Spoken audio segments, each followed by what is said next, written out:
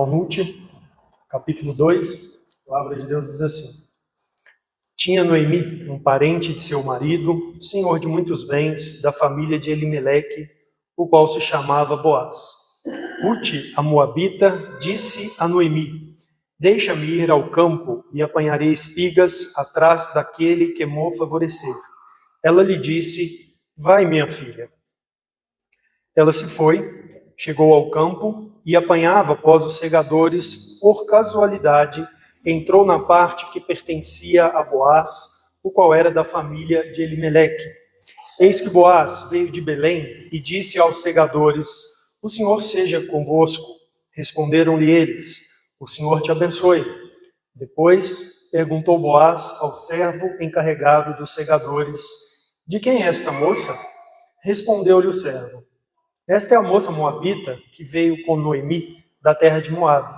Disse-me ela: Deixa-me rebuscar em espigas e ajuntá-las entre as gavelas após os segadores. Assim ela veio, desde pela manhã até agora está aqui, menos um pouco que esteve na choça. Então disse Boaz a Ruth: Ouve, filha minha, não vás colher em outro campo, nem tampouco passes daqui, porém aqui ficarás com as minhas servas. Estarás atenta ao campo que cegarem e irás após elas. Não dei ordem aos servos que te não toquem. Quando tiveres sede, vai às vasilhas e bebe do que os servos tiraram. Então, ela, inclinando-se, rosto em terra, lhe disse: Como é que me favoreces e fazes caso de mim, sendo eu estrangeira? Respondeu Boaz e lhe disse: Bem me contaram tudo quanto fizeste a tua sogra, depois da morte de teu marido, e como deixaste a teu pai e a tua mãe, e a terra onde nasceste, vieste para um povo que dantes não conhecia. O Senhor retribua o teu feito, e seja cumprida a tua recompensa do Senhor, Deus de Israel, sob cujas asas vieste buscar refúgio. Disse ela: Tu me favoreces muito, Senhor meu, pois me consolaste e falaste ao coração de tua serva, não sendo eu nem ainda como uma das tuas servas. À hora de comer, Boaz lhe disse: Achega-te para aqui e come do pão, e molha no vinho o teu bocado. Ela se assentou ao lado dos segadores, e ele lhe deu grãos tostados de cereais. Ela comeu e se fartou, e ainda lhe sobejou. Levantando-se ela para rebuscar, Boaz deu ordem aos seus servos, dizendo: Até entre as gavelas deixai-a colher, e não a censureis. Tirai também dos molhos algumas espigas, e deixai-as, para que as apanhe, e não a repreendais. Esteve ela apanhando naquele campo até a tarde, debulhou o que apanhara, e foi quase um efa de cevada. Tomou e veio à cidade, e viu a sua sogra, o que havia apanhado, também o que lhe sobejara, depois de fartar-se, tirou e deu à sua sogra. Então lhe disse a sogra: Onde colheste hoje? Onde trabalhaste? Bendito seja aquele que te acolheu favoravelmente. E Ruth contou à sua sogra onde havia trabalhado e disse: O nome do Senhor em cujo campo trabalhei é Boaz. Então Noemi disse à sua nora: Bendito seja ele do Senhor, que ainda não tem deixado a sua benevolência, nem para com os vivos, nem para com os mortos. Disse-lhe mais Noemi: Esse homem é nosso parente chegado, e um dentre os nossos resgatadores. Continuou Ruth, a moabita: Também ainda me disse: Com os meus servos ficarás, até que acabem toda a cega que tenho. Disse Noemi a sua nora, Ruth: Bom será, minha filha, que saias com as servas dele, para que noutro campo não te molestem. Assim passou ela a companhia das servas de Boaz para colher, até que a cega da cevada e do trigo se acabou, e ficou com a sua sogra. Aqui nossa leitura. Eu quero iniciar essa mensagem fazendo uma pergunta. Você conhece a Deus a ponto de interpretar as circunstâncias de sua vida com segurança, entendendo o que Deus está fazendo, ou apenas percebendo que Ele está fazendo alguma coisa, ou ainda mesmo sem perceber o que Deus está fazendo, mas confiando que ele está fazendo algo, que ele está dirigindo alguma coisa. Esse é um ponto da vida de piedade de uma pessoa que todos nós deveríamos almejar alcançar. Se nós alcançarmos esse ponto, nosso relacionamento com Deus vai ser diferente. Vai ser um relacionamento amadurecido. Nossa atitude para com a vida vai ser uma atitude assim, madura. Nós vamos olhar para a realidade da vida, que às vezes nos parecem casualidades ou para as incertezas da vida, e vamos ter um coração apaziguado diante dessas realidades que fazem parte do nosso viver. Se nós tivermos essa condição de interpretar a nossa vida e as circunstâncias de nossa vida à luz da existência de um Deus santo, bondoso e providente, nós vamos chegar a um ponto, um senso de segurança bem fundamentado, no discernimento bíblico, onde nós vamos assim ter condições de viver a nossa vida com esperança, com fé, com confiança. Mas para isso é preciso crescer no conhecimento de Deus e no conhecimento da palavra de Deus. É preciso entender o Senhor.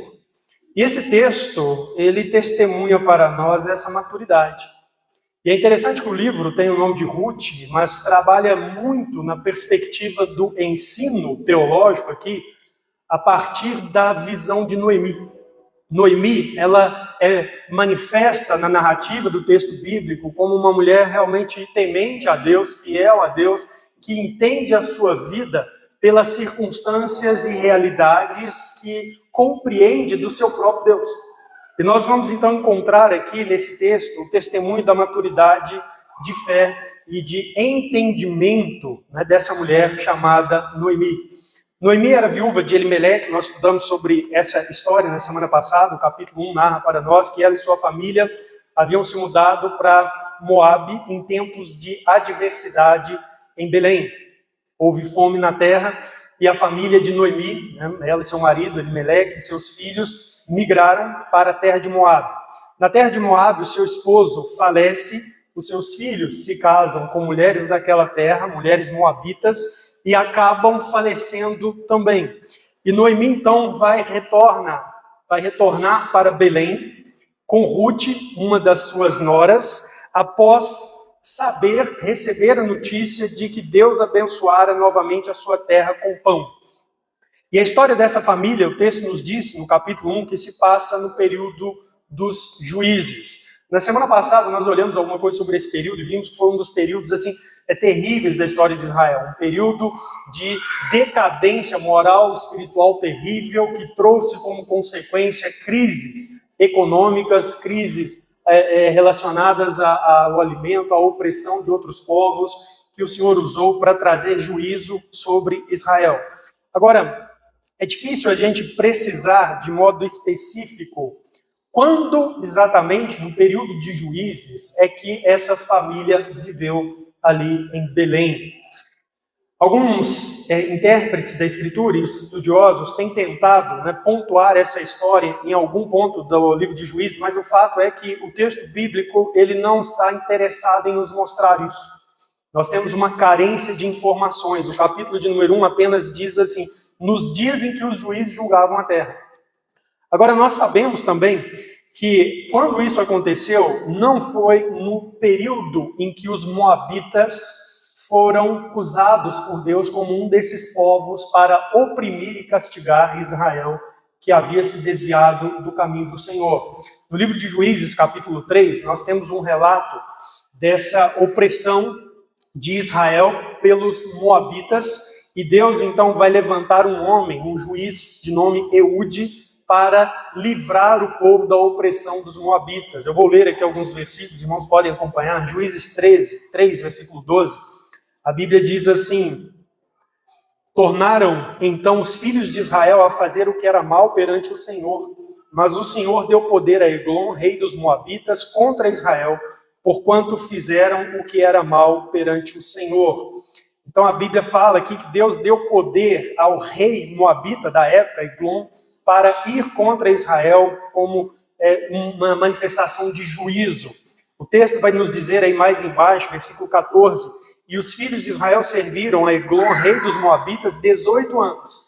Então os filhos de Israel clamaram ao Senhor, e o Senhor lhes suscitou o libertador, Eude, homem canhoto, filho de Gera, benjamita. Por intermédio dele, enviaram os filhos de Israel a tributo a Eglon, rei dos Moabitas. E o texto continua narrando aí como que aconteceu então essa libertação do jugo dos Moabitas. O texto lá no versículo 26, só para fechar esse relato, a Bíblia diz assim: Eude escapou enquanto eles se demoravam, e tendo passado pelas imagens de escultura, foi para Seirá. Tendo ele chegado, tocou a trombeta nas montanhas de Efraim, e os filhos de Israel desceram com ele das montanhas, indo ele à frente. E lhes disse: segui-me, porque o Senhor entregou nas vossas mãos os vossos inimigos, os Moabitas.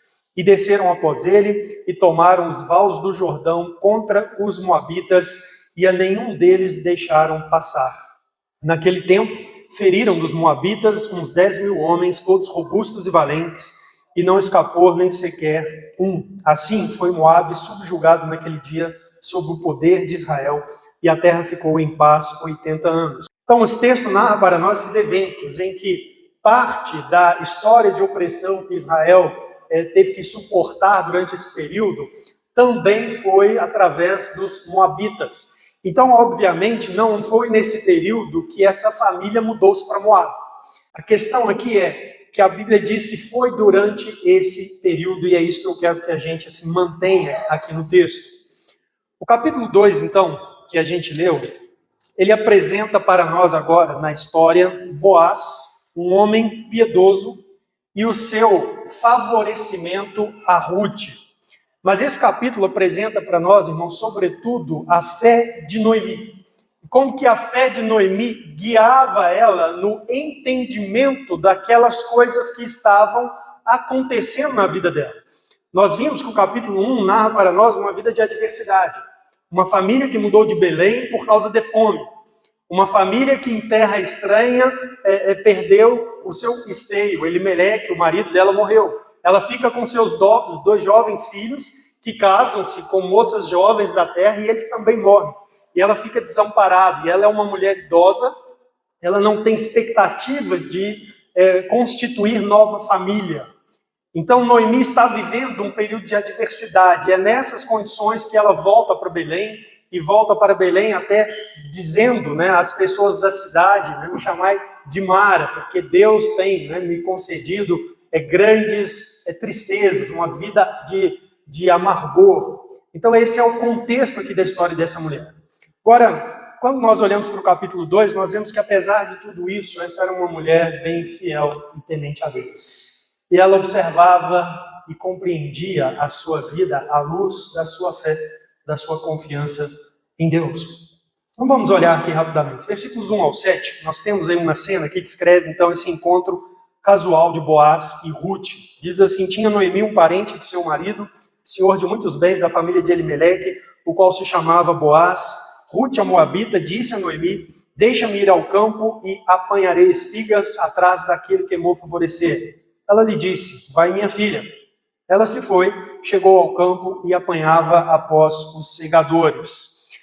É interessante aqui que a Bíblia mostra para nós como que, de fato, não houve nenhum tipo de premeditação. O que Ruth solicitou a Noemi é: olha, nós precisamos de sustento, de alimento. Me permita ir a algum campo e, de algum modo, trabalhar e obter sustento para mim e para você. E quando ela faz esse pedido, ela está entendendo e conhecendo a lei que prevalecia em Israel desde Moisés, que protegia o estrangeiro e o desamparado, os órfãos e as viúvas. E uma das proteções que essa lei conferia a essas pessoas era dar a elas o direito de colher em terras de outras pessoas. Os produtores, os cultivadores, eles deveriam fazer a colheita principal da safra, mas deixar as beiras do campo para que os estrangeiros e para que os órfãos e as viúvas pudessem ali conseguir algo para o seu sustento. E é com base, então, nessa lei que ela vai ao campo. É uma realidade que a gente tem no nosso país. Se você for numa lavoura, numa época de colheita, a máquina passa e colhe tudo, não deixa nada. Em Israel havia essa realidade, e é com base nessa realidade que ela faz essa solicitação. A Bíblia traz isso, por exemplo, em Levítico 19, quando o texto estabelece assim: quando também cegares a messe da tua terra, o canto do teu campo não cegarás totalmente, nem as espigas caídas colherás da tua messe, não rebuscarás a tua vinha, nem colherás os bagos caídos da tua vinha, deixá-lo-ás ao pobre e ao estrangeiro, eu sou o Senhor vosso Deus. Então esse é um exemplo de como que Deus estabeleceu essa regra em Israel. Em Deuteronômio 24 a gente tem a mesma coisa. E é isso que era com isso que Ruth contava, que ali em Israel alguém realizaria isso, permitiria que ela colhesse e pudesse então levantar sustento a partir dessa faixa, né, dessa oportunidade deixada no campo. A sequência do versículo 3 traz para a gente assim: por casualidade, entrou na parte que pertencia a Boaz, o qual era da família de Elimeleque.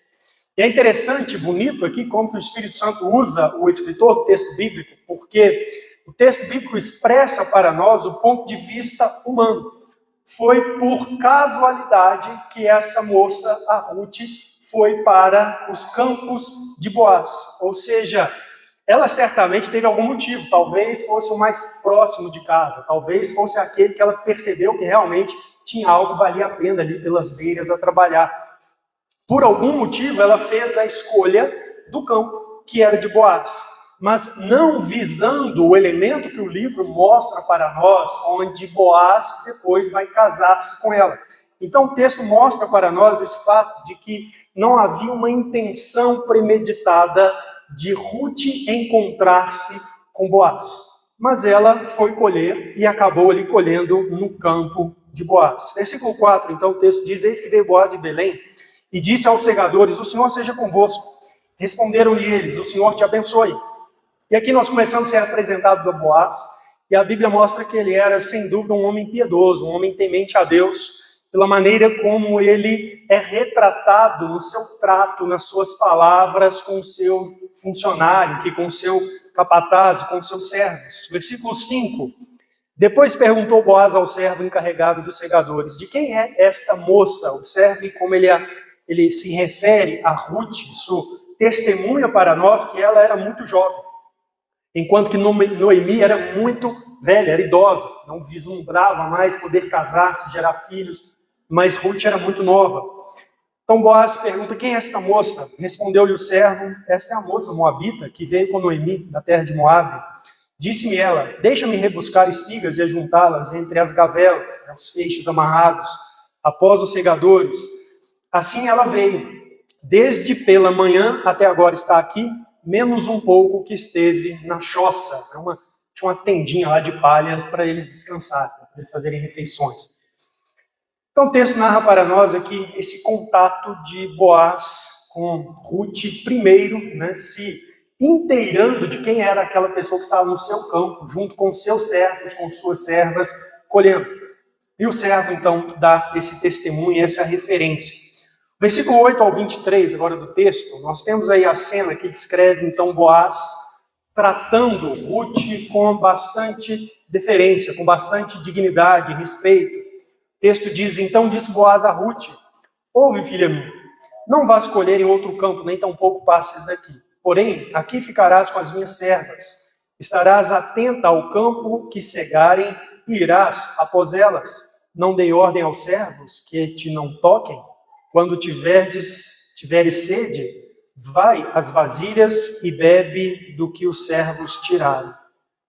E o texto então mostra para nós aqui como que Boaz ele trata ela com bastante gentileza. Ele acolhe aquela moça. Ele reconhece para ela oficialmente um lugar junto às suas servas. Ele orienta ela a permanecer com seus servos ali, a fim de que ela tivesse proteção física, proteção psicológica. Ele fala no texto, versículo de número 9, não dei ordem aos servos que não te toquem. Ele concede a ela generosidade de compartilhar da água que os servos, trabalhando, tiram para eles próprios do poço. E ele concede a ela generosidade de ter acesso a essa água também durante o trabalho para matar sua sede. Então nós temos aqui elementos de respeito, de trato, que são conferidos a Ruth pelas palavras, pela atitude de Boaz. E esses elementos, eles vão se intensificar ao longo aqui do capítulo, mostrando o respeito que Boaz tem por essa moça e a sua história. É muito bonito isso no texto. Versículo de número 10 diz assim: então ela, inclinando-se o rosto em terra, lhe disse: como é que me favoreces e fazes caso de mim, sendo eu estrangeiro? Ela reconhece: olha, na minha terra, a gente trataria estrangeiros assim. Como é que você faz isso? Como é que você lida com alguém que você nem conhece, que é de outro povo? Como é que você cuida de mim, faz caso de mim assim? Respondeu-lhe Boaz e disse: bem me contaram tudo quanto fizeste a tua sogra, depois da morte de teu marido, e como deixaste a teu pai e a tua mãe, e a terra onde nasceste, e vieste para um povo que dantes não conhecias. O Senhor retribua o teu feito, e seja cumprida a tua recompensa do Senhor, Deus de Israel, sob cujas asas vieste buscar refúgio. E aqui Boaz dá o motivo do favorecimento. Mais do que apenas conceder a ela o que era devido pela lei de Israel, Boaz foi muito além na sua dignidade, na sua generosidade, e ele vai nos dar aqui o motivo, e ele manifesta: olha, eu respeito a sua história. O ponto é, eu sei, bem sei, me contaram tudo o que você fez, sua sogra. Depois da morte do teu marido, lá naquela terra distante, perto da sua família, você poderia ter tomado um rumo, como nós vimos semana passada no capítulo 1, para outra vida, procurado ter marido, né, dentro do seu povo. Sua sogra te despediu para isso, mas por causa da sua conversão verdadeira, nós vimos isso na semana passada, por causa da sua conversão verdadeira, você veio para a nossa terra. Você foi leal a Noemi. Você veio procurar refúgio sob as asas do nosso Deus. Então ele mostra aqui o motivo do favorecimento. Ele está dizendo: eu respeito a sua história, eu reconheço a sua conversão, eu reconheço a sua lealdade a Noemi, eu reconheço a sua lealdade a Deus. Versículo 13, disse ela: tu me favoreces muito, Senhor meu, pois me consolaste e falaste ao coração da tua serva, não sendo eu nem ainda como uma das tuas servas. À hora de comer, Boaz lhe disse: achega-te para aqui e come do pão, e molha no vinho teu bocado. Ela se assentou ao lado dos segadores, e ele lhe deu grãos tostados de cereais. Ela comeu, se fartou, e ainda lhe sobrejou. Levantando-se ela para rebuscar, Boaz deu ordem aos servos, dizendo: até entre as gavelas deixai-a colher, e não a censureis. Tirai também dos molhos algumas espigas, e deixai-as para que as apanhe, e não a repreendais. Esteve ela apanhando naquele campo até a tarde, debulhou o que apanhara, e foi quase um efa de cevada, tomou e veio à cidade, e viu sua sogra o que havia apanhado, também o que lhe sobejara depois de fartar-se, tirou e deu à sua sogra.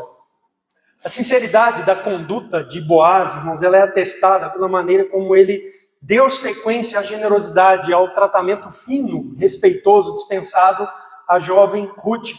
Então é isso que nós temos aqui na sequência desses versículos do 13 ao 17, ao 18. Versículo 19 ao 23, a cena descreve então o reconhecimento de Noemi da bondade de Deus através da benevolência de Boaz. E nós temos aqui também o apontamento desse homem como um provável resgatador. Olha o versículo 19. Então lhe disse a sogra: onde colheste hoje? Onde trabalhaste? Nem Noemi esperava aquilo, aquela generosidade, aquela abundância de alimentos com a qual a jovem Ruth volta para casa. Onde trabalhaste? Bendito seja aquele que te acolheu favoravelmente. E Ruth contou à sua sogra onde havia trabalhado e disse: o nome do Senhor em cujo campo trabalhei é Boaz. Então Noemi disse à sua nora: bendito seja ele do Senhor, que ainda não tem deixado a benevolência nem para com os vivos, nem para com os mortos. Disse-lhe mais Noemi: esse homem é nosso parente chegado e um dentre os nossos resgatadores. Continuou Ruth, a moabita: também ainda me disse: com os meus servos ficarás, até que acabem toda a cega que tenho. Disse Noemi à sua nora Ruth: bom será, filha minha, que saias com as servas dele, para que noutro campo não te molestem.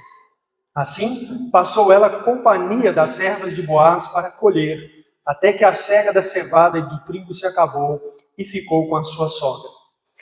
Esse texto traz para nós, então, que Noemi, diante daquilo que Ruth experimentou naquele dia, ela reconhece a presença de Deus na vida dela, na vida de Ruth, conduzindo todos aqueles elementos. O texto diz, bendito seja ele do Senhor, que não tem deixado a sua benevolência.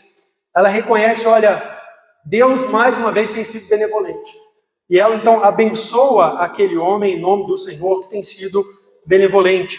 Ela aponta Boaz como um possível resgatador, está aí no texto também, final do versículo 20.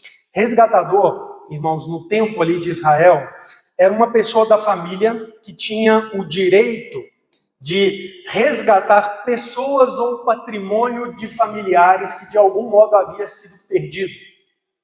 Essa era a função do resgatador. Nós temos Deuteronômio 25, a lei que fala sobre isso. Dê uma olhada comigo aí. Versículo de número 5 diz assim: se irmãos morarem juntos e um deles morrer sem filhos, então a mulher do que morreu não se casará com outro estranho fora da família. Seu cunhado a tomará e a receberá por mulher e exercerá para com ela a obrigação de cunhado. O primogênito que ela lhe der será o sucessor do nome de seu irmão falecido, para que o nome deste não se apague em Israel. Essencialmente, o que Deus havia prescrevido é o seguinte: se uma mulher ficasse viúva, o cunhado mais novo, que não era casado, deveria então casar-se com essa mulher, e o primeiro filho que ele tivesse, ele ia ser considerado a continuidade da família do seu irmão. E assim era feito o resgate, né, do nome, da herança, né, do irmão que havia falecido. Então, essa é a função aqui, a obrigação, então, do irmão como resgatador para com aquele que havia falecido. Quando a gente olha também em Levítico 25, nós temos aqui uma outra realidade. O texto diz assim: se teu irmão empobrecer e vender alguma parte das suas possessões, então virá o seu resgatador, seu parente, e resgatará o que o seu irmão vendeu. Se alguém não tiver resgatador, porém vier a tornar-se próspero e achar o bastante com que a remir, então contará os anos desde a sua venda, e o que ficar restituirá ao homem a quem vendeu, e tornará a sua possessão. Então, o que era essa lei? Se alguém ficasse pobre e ele precisasse, então, desfazer da sua possessão de terra ali em Israel, um pedaço da terra demarcado como dele, o seu lote, ele então vendia isso, mas essas vendas em Israel eram temporárias. No ano do jubileu, a posse das propriedades tinha que voltar para as famílias originais.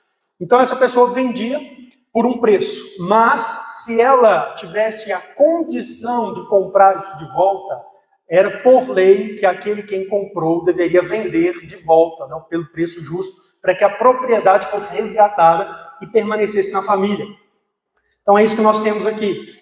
Dependendo, né, do tanto de tempo em que essa negociação tinha sido feita, era calculado com base nos anos que faltavam para o jubileu, para a volta da propriedade para a família originalmente.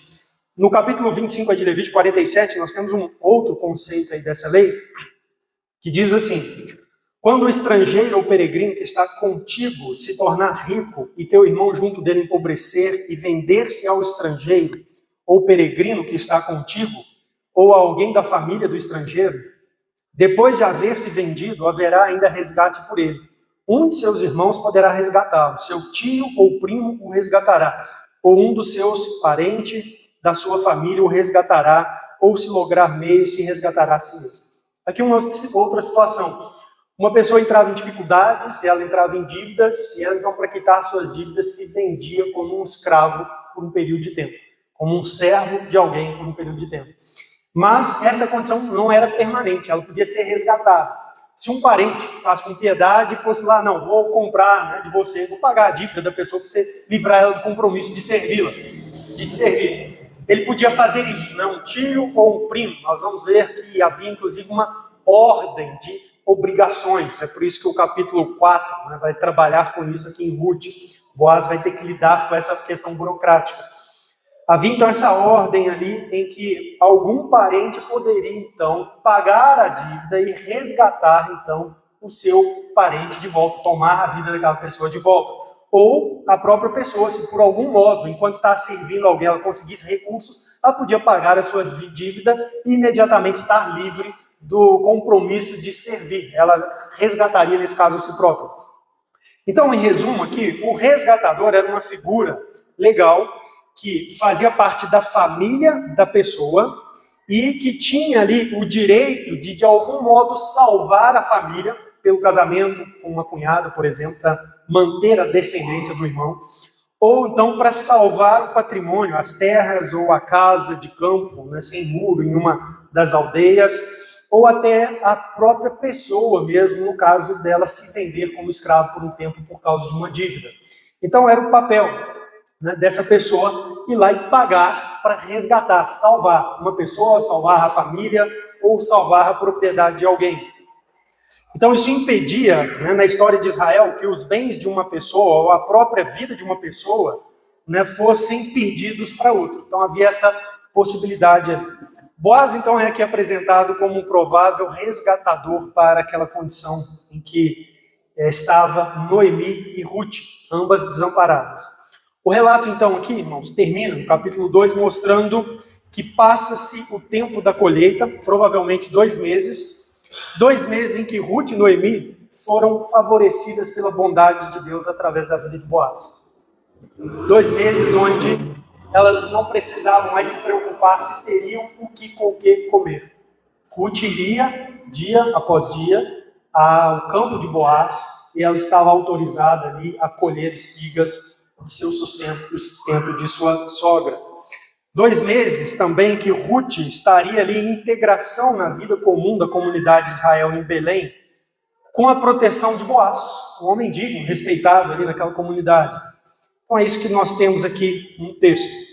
Algumas lições, então, que eu quero que a gente aprenda aqui com Noemi.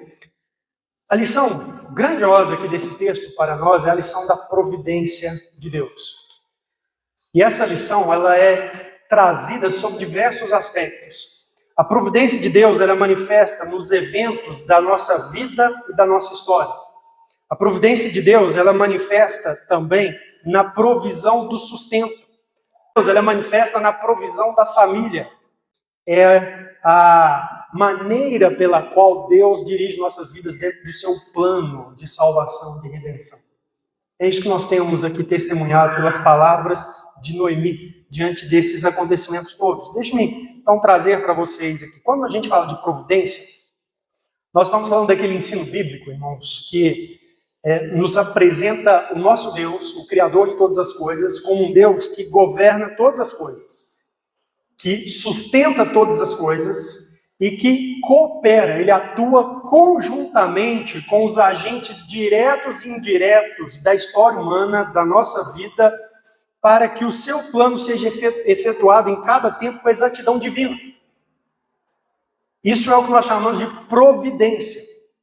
Deus governa cada coisa, Deus sustenta tudo com seu poder, e Deus, ele trabalha junto com agentes diretos e indiretos. Nossas escolhas, o que acontece em elementos da realidade que para nós parecem apenas casualidades, mas Deus está ali com seu poder e direção, conduzindo e trabalhando para que tudo aconteça de acordo com o seu plano divino, com exatidão divina.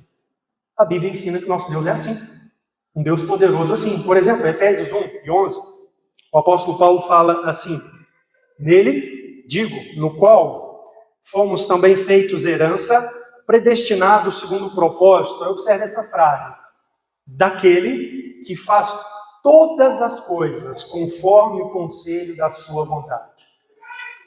Deus tem um propósito, ele tem um plano. E ele faz todas as coisas conforme o conselho da sua vontade, ou seja, de acordo com aquilo que ele pensa que deve ser para que o seu plano cumpra. E nós chamamos, então, essa ação de Deus, esse fazer todas as coisas constantemente, o tempo todo, enquanto a história está acontecendo, nós chamamos isso de providência. É a providência de Deus. Ele governando, dirigindo, tudo em cada detalhe, minuciosamente, todas as coisas, é o que a Bíblia diz. Ele é um Deus providente, Deus de providência. Salmo 139, o salmista aqui, Davi, tem um texto belo, fala da providência de Deus, em relação à nossa vida, à nossa existência. O versículo 16 desse salmo, ele diz assim: os teus olhos me viram a substância ainda informe, quando nós ainda éramos células replicando no ventre da mãe. Substância informe. Mas já um ente, um ser, me viram. E no teu livro foram escritos todos os dias da minha vida, cada um deles escrito e determinado, quando nenhum deles ainda havia. Esse é o nosso Deus.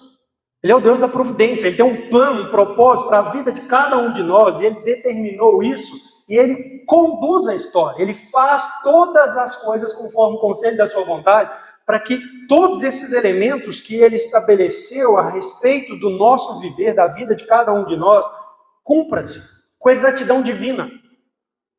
Isso é providência. Ruth aprende isso com Noemi, certamente, porque Noemi, assim, crê nisso poderosamente. Noemi crê que Deus, Ele é o Deus da providência. E é assim que ela está interpretando os elementos que estão acontecendo na sua vida. Desde o capítulo 1, lembra? Ela volta a Belém e diz: o Senhor Deus tem trazido muitas adversidades, muito motivo de tristeza. Ela entende que aquilo ali que ela está vivendo, existe a cooperação de Deus. Mesmo que sejam coisas ruins, que sejam adversidades, mas que Deus está agindo na vida dela, na vida de Ruth, daquela maneira. E agora no capítulo 2, ela vai falar ali: olha, bendito seja o Senhor, que através desse Boaz aí nos favoreceu. Essa mudança agora, onde elas têm ali uma certa segurança, tem um período de segurança, de provisão. Ela diz assim: bendito seja o Senhor, é Deus que está dirigindo nossa vida agora também dessa maneira. Então ela tem esse entendimento, irmãos. E observe, o texto nos diz aí no capítulo 3, né, essas palavras: por casualidade entrou uma parte que pertencia a Boaz. Está aqui expressando nesse ponto de vista humano, onde Ruth escolhe ali o campo por algum motivo, mas sem qualquer intenção premeditada de encontrar-se com Boaz, esse homem justo que torna um benfeitor para elas. Mas o fato é que Noemi, quando recebe Ruth em casa e ouve a história, ela entende assim: não foi casualidade. Foi a benevolência de Deus. Foi a bondade de Deus. E ela louva a Deus por isso e abençoa Boaz por isso. Então, irmãos, o nosso Deus é o Deus da providência. Nenhum ato nesse mundo de Deus ocorre sem a direção de Deus, sem a condução de Deus. Mesmo que para nós pareça casualidade. Nada, simplesmente nada, escapa ao poder de Deus. Ele sustenta todas as coisas, Ele conduz, Ele dirige todas as coisas, cada detalhe, Ele coopera. Nós agimos, nós tomamos decisões, essas decisões elas têm eventos e envolvimento com outras pessoas, com outros agentes indiretos, mas Deus coopera, Ele atua, Ele trabalha em cada uma dessas realidades da nossa vida, de modo a conduzir tudo para que o seu propósito se cumpra. E isso, essa ação constante de Deus, chama-se providência. A mensagem do livro aponta para isso, é um testemunho da providência de Deus. No capítulo 4, versículo número 21, vai terminar trazendo a geração, a genealogia de Davi, o rei. Diz lá: Salmão gerou a Boaz, Boaz gerou Obed, de Ruth, por causa do casamento deles. Obed gerou a Jessé, Jessé gerou a Davi. O que o livro está testemunhando? Olha, não foi nada por acaso. Deus tinha na sua história já planejado e decretado a existência de Davi como um rei fiel a ele, Israel. Mas como que Deus fez para trazer esse homem à existência? Como que Deus conduziu dia a dia a história do povo de Israel, das famílias de Israel, de modo que chegasse a essa realidade onde existe lá em Israel um Boaz que encontra-se com Ruth, aparentemente por casualidade. Eles casam-se e ele vai gerar então um filho chamado Obed, que gera um outro chamado Jessé, que é pai de Davi. O livro está dando testemunho para nós. Olha, é assim que Deus foi conduzindo a história ao longo dessas gerações todas. Deus na sua providência, quanto a história está acontecendo. Então eu quero te perguntar: você crê na providência de Deus na sua vida? Como Noemi, você se conforta e se consola e se firma em segurança ao lembrar que o nosso Deus a quem servimos é o Deus da providência? É um Deus que não está distante. Ele está, nesse exato momento, presente, conduzindo a vida de cada um de nós. Isso é providência. Você crê nisso? Você se conforta com isso? Uma música que eu gosto, enquanto eu ouço no carro, do Conjunto PV Paraná, tem uma frase que diz assim: quando eu não entender, quando a sua mão não perceber, confiarei. Essa é a atitude de quem conhece Deus de verdade. Olha, eu não sei as coisas que estão acontecendo na minha vida, eu não estou entendendo exatamente para onde Deus está dirigindo, mas eu sei que Deus é o Deus da providência. Ele não está distante, Ele está conduzindo, Ele está presente. Ele faz todas as coisas conforme o conselho da sua vontade. Eu vou confiar. Ele é o Deus da providência. Isso fala para mim também que a gente não deve desprezar os momentos casuais na nossa vida. As coisas que parecem comum, parecem assim, aconteceu. Não simplesmente aconteceu. Se Deus é o Deus da providência, tudo que acontece, acontece dentro do seu propósito. Aquilo tem uma importância significativa dentro do plano dele para a nossa vida e o plano dele para a história desse mundo, para o papel do seu povo nesse mundo. Às vezes eu falo com as pessoas, muitas pessoas às vezes vêm pedindo oração e elas querem assim, uma operação estrondosa, de um milagre na vida delas, alguma coisa. E a gente pode orar por isso, nós oramos por essas coisas, mas quando você olha na Escritura Sagrada, Deus, Ele não opera o extraordinário constantemente o tempo todo. Não opera. A gente não vai ver milagre o tempo todo. Mas Ele é extraordinário na sua condução comum das coisas casuais do cotidiano. Você já pensou a grandeza de Deus nisso? Cada detalhe da nossa vida, envolvendo os outros e todos, e cada coisa que acontece, tudo isso está dentro da condução, do sustento e da ação desse Deus que é maravilhoso. Ele é extraordinário. Às vezes a nossa vida é assim, por muito tempo conduzida pela aparente casualidade. Acontece isso, eu tomo uma decisão, faço isso, sou responsável, eu trabalho, colho fruto do meu trabalho, eu venho uma adversidade, uma crise, mudo o governo, etc, etc. Aparentes casualidades, mas em tudo isso existe Deus sustentando e conduzindo. Ele é extraordinário. Essa é uma das coisas assim, que mais me faz maravilhar quando a gente estuda a respeito de Deus na Escritura Sagrada, os seus atributos, como ele se revela. Mas o que mais me impressiona não é a capacidade de Deus, às vezes, interferir o natural e operar o extraordinário, mas é Deus, com extraordinário poder que Ele tem, manter tudo isso e conduzindo tudo isso para que seu plano se cumpra. Esse é o nosso Deus, amigos. Você precisa crer em Deus assim. Você precisa aprender assim a respeito de Deus para descansar. Louve a Deus, então, pelo comum da sua vida, lembrando que isso envolve a atuação de um Deus que é, em si, extraordinário em poder. Esse texto testemunha para nós a providência, como ela se manifesta na provisão do sustento. Como nós vamos viver aqui nesse mundo. O apóstolo Paulo cria nisso. Ele ora, por exemplo, em Filipenses 4, versículo 19, ele ora assim: e o meu Deus, segundo a sua riqueza em glória, há de suprir em Cristo Jesus cada uma das vossas necessidades. Paulo cria que cada necessidade do povo de Deus ali em Filipos seria suprida pelo próprio Senhor. Ele cria que Deus é o Deus da providência para suprir aquilo que nós precisamos, para as nossas necessidades.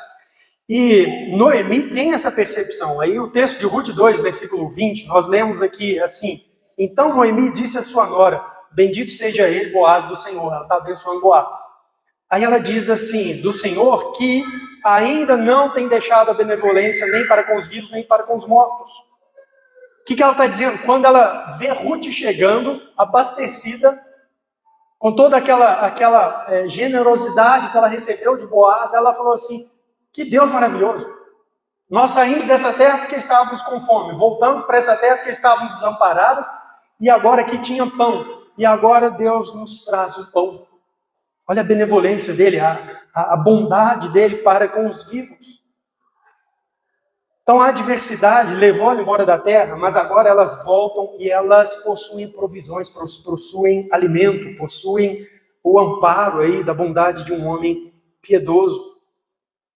E isso é o ensino da Escritura. Se você tem aquilo pelo qual se manter-se sustentado hoje, é graças à provisão de Deus, porque Ele faz todas as coisas conforme o conselho da sua vontade. Ou seja, o que você tem hoje, se você só o tem, porque Ele com o seu poder está sustentando, dirigindo a sua vida para o que você tem e cooperando com o seu trabalho, com a sua atuação nesse mundo, para que você tenha aquilo que você tem para comer. Você já deu graças pelo alimento de hoje? Não só o de hoje, mas todo o alimento ao longo de sua vida até aqui, pelo qual Deus te sustentou até aqui. Você deveria, porque isso é graças à providência de Deus. É graças à providência de Deus. É uma coisa comum, né, na nossa vida alimentar, né, a não ser que a gente esteja vivendo uma época, um tempo de crise, né, um contexto anormal, um período de recessão, de desemprego. Mas o fato é que, em geral, as pessoas trabalham, a primeira coisa que elas fazem é adquirir os alimentos, né, para se manterem fortes e saudáveis com suas famílias. Mas você não faria isso se Deus não providenciasse para você tudo necessário para que você tivesse o seu vida. Isso é fato. É uma graça que Deus opera, maravilhosa. Porque quando você pensa, por exemplo, hoje, a cadeia produtiva para chegar até o armário, a dispensa da sua casa, o tanto de agentes diretos e indiretos que são envolvidos para que você pudesse ter aquilo ali, o tanto de vidas que Deus sustentou, o tanto de trabalho, o tanto de transporte, de segurança no percurso, o tanto de elementos, de condições necessárias na natureza para que o campo produzisse, para que não houvesse praga, para que não desse, né, uma tragédia, uma enchente e acabasse com todas as lavouras, para que aquilo chegasse a você. Deus, na sua providência, teve que sustentar, cuidar, guardar, cooperar para fazer com que as coisas estivessem ali no seu armário. Você dá graças a Deus pela providência? Manifesta no fato de que você tem o que comer. É isso que Noemi entende na sua vida. Bendito seja o Senhor, Deus benevolente para com os. Mas essa providência, ela também é manifesta na provisão de família. Noemi, aqui em Ruth, já vislumbra agora o que Deus poderia estar fazendo ao conduzir Ruth ao campo de Boaz. Ela diz assim, esse é um dos nossos resgatadores. Ninguém estava imaginando isso. Noemi, Ruth, vai atrás de Boaz. Ele é um bom homem, ele tem um compromisso de resgate.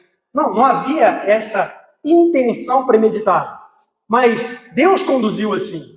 E quando Ruth volta e diz, eu colhi no campo de Boaz, então ela já se liga e fala assim, olha, ele é um dos resgatadores. Olha como que essa mulher tem uma mente crente, confiante no Senhor, ela já que vislumbra que Deus poderia já estar direcionando para que a honra dela, da sua família, os nomes dos mortos, né, seu marido, Elimeleque, seu filho, não fosse perdido. Que o Senhor assim estaria sendo fiel à sua aliança, mesmo depois da morte de Elimeleque e de seus filhos. Ela já começa a vislumbrar, olha, Ruth, esse é um dos resgatadores, dos prováveis resgatadores. Ou seja, quem sabe Deus está conduzindo alguma coisa por aí e haverá, né, uma remissão da família de novo. Então você observe aqui que essa é uma mulher assim, que entende muito bem, conhece muito bem o Deus de Israel, num tempo onde Israel, em sua grande parte, está assim, saindo dos caminhos do Senhor.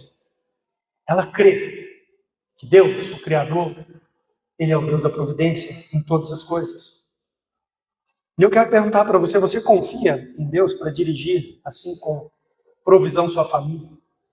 Aqueles que ainda não têm família, jovens, você confia em Deus para, na sua providência, prover família para você?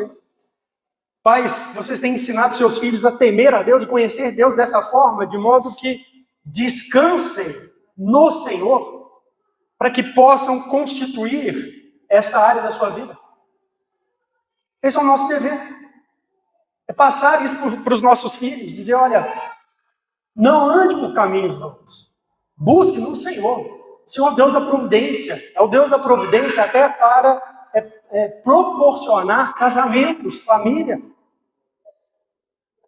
Nós que somos casados, você crê que o seu cônjuge, os filhos que você porventura tenha, são aqueles que o Senhor, na sua providência, conduziu as coisas para que você tivesse? Você tem alegria e contentamento nisso? Você está avançando nesse relacionamento familiar com seu cônjuge, com seus filhos, com alegria e gratidão, procurando ser bênção como pai fiel, como mãe fiel, como marido fiel, como esposa fiel, como filho e filha fiel ao Senhor? Que deve buscar isso. O nosso Deus é o Deus da providência. Ele vai atuar junto e conduzir e fazer cumprir o seu plano. Esse texto ensina para nós também, irmãos, a nossa vida na providência para a redenção. Abra sua Bíblia, acompanhe aqui em Mateus capítulo 1, versículo 5. Esse texto lá do início do Evangelho de Mateus conta para nós a genealogia de Jesus Cristo. E diz lá assim no versículo 5, Salmão gerou de Raabe a Boaz, este de Rute gerou a Obed, e Obed a Jessé. Jessé gerou o rei Davi, e o rei Davi a Salomão, da que fora mulher de Urias. E a genealogia vai continuando até chegar ao Senhor Jesus Cristo. O que esse texto testemunha para nós, que Mateus quer testemunhar, que Deus, na sua providência, foi usando todas essas famílias até vir o Messias prometido ao mundo. A vida de Rute, de Boaz, de Noemi, estava no plano de Deus e no tempo deles aqui nesse mundo. Deus estava lá presente como Deus providente que é e conduziu todas as coisas para que eles formassem família, para que eles gerassem um filho, para que aquele filho gerasse outro filho e assim fossem essas famílias até chegar o Redentor, o Salvador, o Messias, que é o Senhor Jesus Cristo. Nós precisamos entender, irmãos, a nossa vida assim dentro do plano de redenção do Senhor. Você entende a sua vida assim? Paulo entendia a sua vida assim. Ele passa isso para as igrejas. Olha em Filipenses 1, versículo 12. Ele disse assim, ele estava preso quando ele escreve essa carta, na cadeia mesmo. Ele diz assim, quero ainda, irmãos, cientificar-vos que as coisas que me aconteceram, observe, coisas, o que está acontecendo mesmo, as casualidades da vida. Fui preso. Tem antes contribuído para o progresso do Evangelho, de maneira que as minhas cadeias em Cristo se tornaram conhecidas de toda a guarda pretoriana e de todos os demais. Então, como que Paulo, assim como Noemi, ele interpreta a sua vida à luz da providência de Deus. Ele diz, olha, Deus conduziu minha vida e eu fui preso, porque estava pregando o Evangelho. E assim, agora assim, o Evangelho, por meio do ministério de Paulo, vai ser barrado. E ele diz assim, não, eu testemunho para vocês que isso tem contribuído para o progresso do Evangelho. Deus conduziu dessa maneira, aparente adversidade, mas a minha vida está dentro do plano de redenção dele. E ele queria me levar lá para que a guarda pretoriana e os demais conhecessem o Evangelho, e eu não teria acesso a ele se não fosse por essa prisão. Olha a maturidade espiritual desse homem. E é isso que a gente encontra em Noemi. É isso que o livro de Ruth quer passar para nós. A vida daquela mulher, a vida de Ruth, a vida de Noemi, isso faz parte do plano redentor de Deus. E nós somos o povo de Deus, irmãos. Você entende a sua vida na providência de Deus para a redenção do mundo? Você entende que Deus te conduz para falar com pessoas? Deus te dá oportunidade para testemunhar? Deus te dá oportunidade para apoiar a causa do Evangelho? Como é que você participa da igreja? Como é que você fortalece a igreja, o ministério de pregação, o discipulado da igreja? Como que você dá testemunho nos lugares que Deus te coloca? Como que você entende a sua vida dentro desse elemento da providência de Deus para a redenção de pessoas? Lá no último dia, será que pessoas testemunharão assim, olha, Deus usou você, sua vida, coisas que você viveu, oportunidades que você teve para falar, para testemunhar, para levar o Evangelho a alguém, para que o Evangelho chegasse a alguém, para que a força da pregação do Evangelho fosse anunciada e tocasse o coração de alguém. Você enxerga a sua vida assim? Você tem desejo de conscientemente inclinar o seu viver para servir ao Senhor dessa maneira? Eu queria que você pensasse nisso. Não deixe passar a oportunidade. Esse texto também traz para nós a segunda lição que eu quero trazer ainda hoje, que é conversão verdadeira produz frutos, irmãos. Esse texto testemunha para a gente o caráter de Ruth, seu compromisso com Noemi, com o povo de Israel. De duas maneiras, aqui no versículo 5 ao 7, é testemunhado pelo capataz de Boaz, e o versículo 11 ao 12, pelo próprio Boaz, ao testemunhar o que ele ouviu de Ruth e daquelas pessoas. Ruth, que converteu-se ao Senhor, como nós vimos no capítulo 1, como uma conversão verdadeira. Boaz reconhece a sua conversão. Ele diz no 12, o Senhor retribua o teu feito e seja cumprida a tua recompensa do Senhor Deus de Israel, sob cujas asas vieste buscar refúgio. Verdadeira conversão traz frutos. E os frutos são fé e arrependimento. É isso que ele reconhece. Ele diz assim, olha Ruth, você veio buscar refúgio sob as asas do Senhor, do Deus de Israel. O que isso implica? Isso implica em arrependimento. Ruth renunciou a seus deuses. Capítulo 1, Noemi fala, olha, a sua colega, Orfa, voltou para a sua terra e para os seus deuses. E Ruth não. E Boaz, aqui ele testemunha isso, olha, você veio buscar refúgio sob as asas do Deus vivo e verdadeiro. Ou seja, aquela mulher renunciou aos seus deuses, aos deuses dos seus pais, aos deuses do seu povo, aqueles ídolos falsos. Ela arrependeu-se para voltar-se para o Deus vivo e verdadeiro. Ela creu. Fruto de conversão verdadeira é fé. Ela creu. Ela veio buscar refúgio sob as asas do Deus de Israel, ou seja, ela agora confia no Deus de Israel, o verdadeiro Deus. Ela quer buscar refúgio sob suas asas, ela quer estar sob seus cuidados. Por isso Boaz pode reconhecer a verdadeira conversão de Ruth. Conversão verdadeira opera arrependimento e fé verdadeira. Não tem como. Não tem como uma pessoa dizer assim, não, agora eu creio em Jesus, sou de Jesus. E não há mudança, não há renúncia para aquelas coisas que Deus reprova, que a palavra de Deus reprova. Que não há confiança só em Cristo, na sua palavra. Conversão verdadeira gera esses frutos. Fé e arrependimento. E eu queria perguntar, tal como Ruth, é possível ver na sua vida, você que já disse, eu sou salvo, eu sou convertido, eu sou de Jesus. É possível ver na sua vida já esses frutos, fé e arrependimento? Claro, não é só falar. Claro. Você busca refúgio sob as asas de Cristo, do Deus verdadeiro. Você tem confiança com Ele, compromisso com Sua palavra.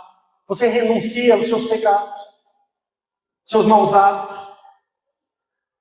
Porque conversão verdadeira gera frutos de fé e arrependimento. Nós vemos na palavra de Deus, por exemplo, Zaqueu, a história da conversão dele, onde ele anuncia que ele restituiria quem ele já havia lesado financeiramente.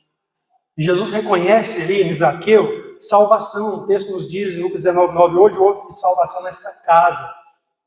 Conversão verdadeira gera mudança e arrependimento. Mais uma lição para encerrar. Esse texto ensina para nós também o que é um homem justo. Homem justo, irmãos, na Escritura, é um homem, uma pessoa imbuída do compromisso de fazer o bem ao próximo, o bem segundo a palavra de Deus. É isso que a gente encontra aqui na vida de Boaz. Boaz é um homem justo, piedoso, e ele está assim, imbuído disso. Eu vou assim, abençoar a vida dessa moça. Vou fazer o bem a ela. Além daquilo que a lei estipula. Vou ser benevolente, vou ser generoso, vou dar a ela proteção enquanto ela estiver colhendo aqui entre os meus servos. É isso que nós encontramos aqui no texto. Um homem que cumpre a lei, um homem que é generoso, um homem que trata bem, né, a família, as pessoas, trata bem a mulher ali, a viúva, com dignidade, respeito, preocupado com sua integridade. Isso é uma pessoa justa. Quando nós cremos no Senhor, abraçamos a fé em Cristo, nosso coração tem que ser também inclinado para desejar amar a Deus e fazer aquilo que Ele pede e ordena, buscando o bem do próximo. O Novo Testamento vai testemunhar isso com Romanos 13, por exemplo. Paulo diz assim, a ninguém fiqueis devendo coisa alguma, exceto o amor com que vos ameis uns aos outros. Ele prossegue dizendo ali, pelos mandamentos, como que nós amamos uns aos outros? Buscando bem. O homem justo, ele tem seu coração virado para isso. Ele deseja o bem dos outros. Isso é uma mudança, uma manifestação de vida piedosa diante de Deus. Mas o bem, dentro daquilo que a palavra de Deus traz. Vamos ficar de pé, vamos orar?